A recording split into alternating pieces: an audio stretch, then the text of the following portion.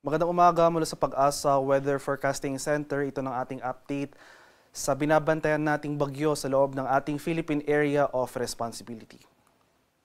Kagabi ng 11:20 p.m. ay nakapasok na ng ating Philippine Area of Responsibility itong bagyo na may international name na Podul at binigyan natin ng domestic name na Goryo. So latest location natin para kay Goryo kaninang alas 4 ng umaga.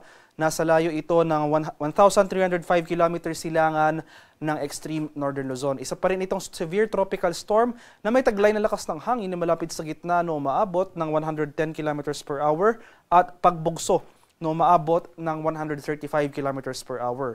Yung movement nito ay westward or pakanluran sa bilis na 25 km per hour. So malayo pa ito sa ating bansa at wala tayong inaasahang direktang epekto sa ating panahon ngayong araw. Pero dahil pa rin sa patuloy na pag-iral ng habagat o yung southwest monsoon sa kanlurang bahagi ng Luzon, makaranas pa rin tayo ng mga biglaan at panandaliang pag-ulan over the western section ng Luzon. Pero for Metro Manila at malaking bahagi pa rin ng ating bansa, asan pa rin natin itong maaliwala sa panahon ng ngayong araw, bahagyang maulap hanggang sa maulap. Pero ayun nga, mas madalas po yung ating thunderstorm activity dito sa kanlurang bahagi ng Luzon area. At ito naman ang ating latest track and intensity forecast para kay Bagyong Goryo. So inaasahan natin na for the next 24 hours, makikita natin dito sa ating image na ito ay generally westward yung paggalaw ni Goryo sa mga susunod na oras. And for the remainder of the forecast period, ay mag-iiba yung paggalaw nito, magiging generally west-northwestward patungo dito sa area ng Taiwan. So mananatiling malayo ito sa ating bansa at yung landfall scenario natin dito sa northeastern coast ng Taiwan area. Pero makikita natin dito sa ating cone of probability na posible pa rin yung northward or southward shift ni Bagyong Goryo. So kahit na mananatiling malayo itong si Goryo sa ating kalupaan, kung magkaroon tayo ng significant track changes, for example yung southward shift ng track ni Goryo, hindi natin inaalis yung posibilidad na magtaas tayo ng tropical cyclone wind signal number 1 over some portions of extreme northern Luzon. So possible portions of Batanes or Babuyan Islands area. Gayun pa man, inaasahan natin yung generally west-northwestward na paggalaw ni Goryo patungo nga dito sa northern boundary ng ating PAR. So dito sa may area ng Taiwan, inaasahan natin na posibleng lumabas rin ito ng ating Philippine Area of Responsibility sa Wednesday ng gabi or sa madaling araw ng Huwebes. So inaasahan pa rin natin na magpapatuloy itong maaliwala sa panahon sa Metro Manila at malaking bahagi pa rin ng Luzon. So generally fair weather, bahagyang maulap hanggang sa maulap, sasamahan lamang yan ng mga usual afternoon to evening na mga rain showers or thunderstorms. So mainit at maalinsangang panahon pa rin ang ating inaasahan throughout the day.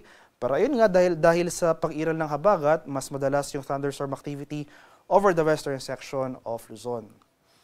For areas naman ng Palawan, Visayas at Mindanao, magpapatuloy rin itong fair weather over these areas. So partly cloudy to cloudy skies ang ating inaasahan. Mas tataas yung chance ng thunderstorm activity pagsapit ng late afternoon to evening. Kaya patuloy pa tayong mag-monitor ng mga thunderstorm advisories na ini-issue ng ating mga local Pag-asa Regional Services Centers. At sa kalagayan naman ating karagatan sa kasalukuyan, walang nakataas na gale warning sa anumang baybayin na ating kapuluan.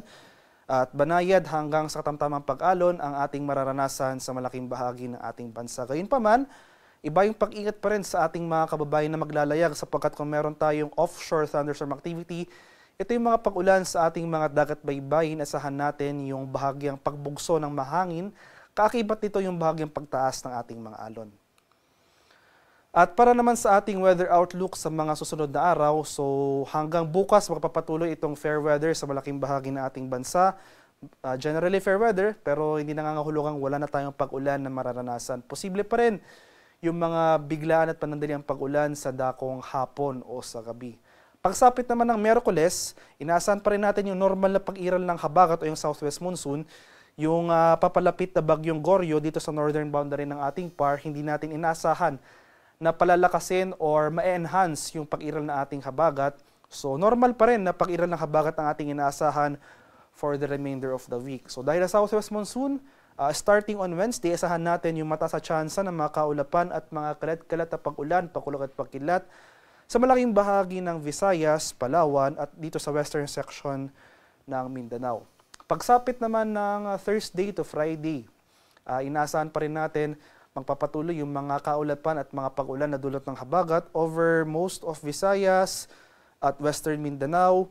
At mas rarami na rin yung mga areas na makakaranas ng mga pag-ulan. So malaking bahagi na ng southern Luzon.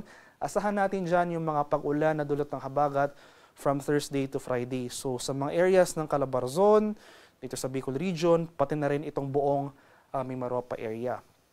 At dahil nga, kung hindi natin tinatanggal yung posibilidad ng southward shift o yung southward shift ng track nitong si Bagyong Goryo, inasan pa rin natin yung tsansa ng mga kaulapan na dulot ng trough o extension na nasabing bagyo over portion of extreme northern Luzon. So itong area ng Batanes at Cagayan, kabilang na dyan ng Babuyan Islands. From Thursday to Friday, posible rin tayo makaranas dyan ng mga kaulapan at mga pag-ulan. So inulit ko po, no? So kung magkaroon man tayo ng significant changes sa track scenario, for example nga yung southward shift ni Bagyong Goryo, hindi natin inaalis yung posibilidad na mag-issue tayo ng tropical cyclone wind signal number 1 over portions of extreme northern Luzon.